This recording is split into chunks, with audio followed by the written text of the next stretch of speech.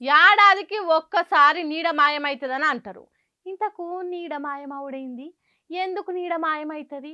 ఒక పక్క వెలుగుంటే ఇంకో పక్క చీకటి ఉండాల్సిందే. అసొంటిది సూర్యుడు ఉండంగా నీడెట్లా మాయమైతుంది? ఎందుకు మాయమైతుంది అనేది తెలిసేటానికి ఇగో ఇక్కడెవలో అందరికి అర్థమయ్యేటట్టు మంచి ఉపాయం చేసిండ్రు. అదేందో చూడుండ్రి.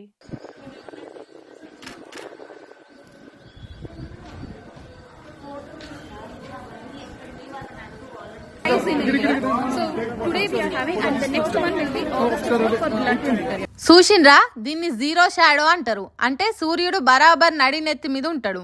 అందుకే సూర్యుని కిరణాలు ఆకాశం నుంచి చక్కగా భూమి మీద పడతాయి. అందుకే రంధ్రాలు చేసిన 3 చెక్కల నుంచి ఎలుగు అన్నిటికంటే కిందున్న చెక్క మీద కూడా పడుతున్నది.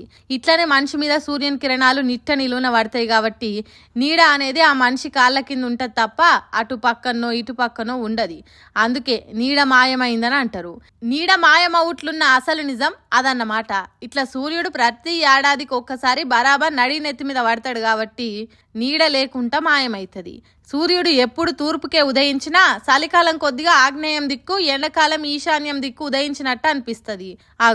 అందుకే ప్రతి ఏడాదిలో సూర్యుడు ఒక్కసారి నడి నెత్తి మీదకి వచ్చి మన నీడ మాయం చేస్తాడు.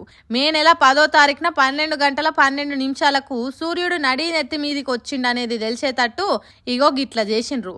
కాబట్టి నీడ మాయమవుట్ల మహిమలేం లేవు, భయపడకుండ్రి అని చెప్తున్నారు శాస్త్రవేత్తలు.